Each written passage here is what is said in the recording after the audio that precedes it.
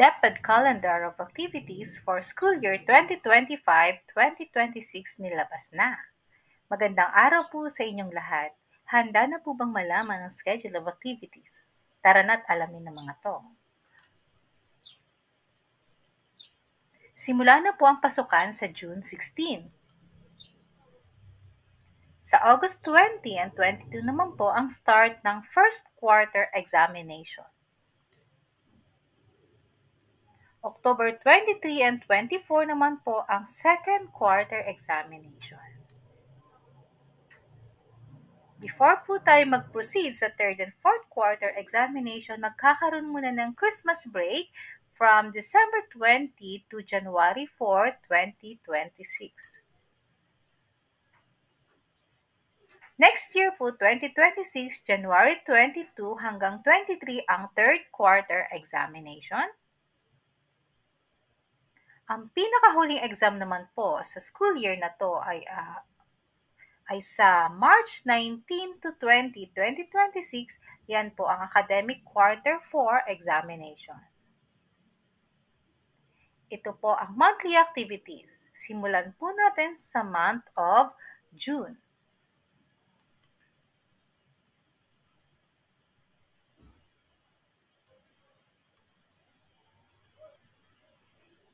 June 16, beginning of school year and start of academic quarter 1.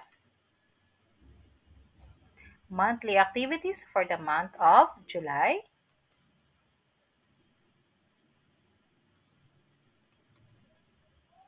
Monthly activities for the month of August. August 26, start of academic quarter 2. August 30, parent-teacher conference and distribution of report cards. Monthly activities for the month of September.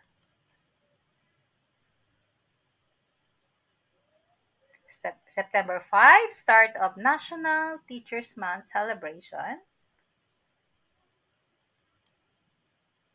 Monthly activities for the month of October.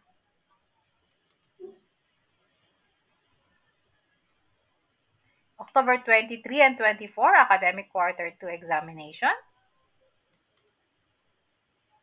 Monthly activities for the month of November.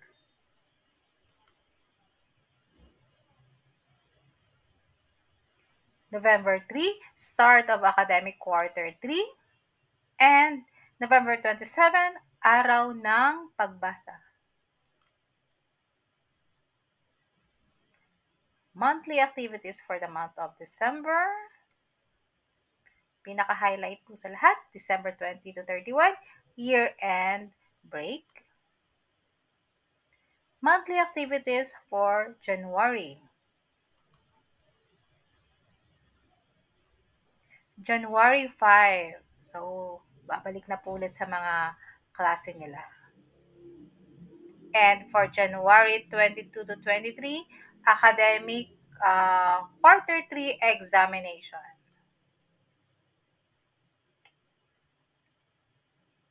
And for January 26, start of academic quarter 4.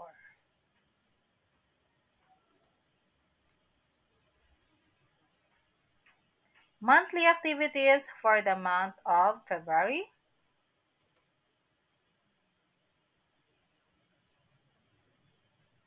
So February 27, end of early registration for Kinder, Grade 1, 7, 11, OSCYA, and transferees. Monthly activities for the month of March.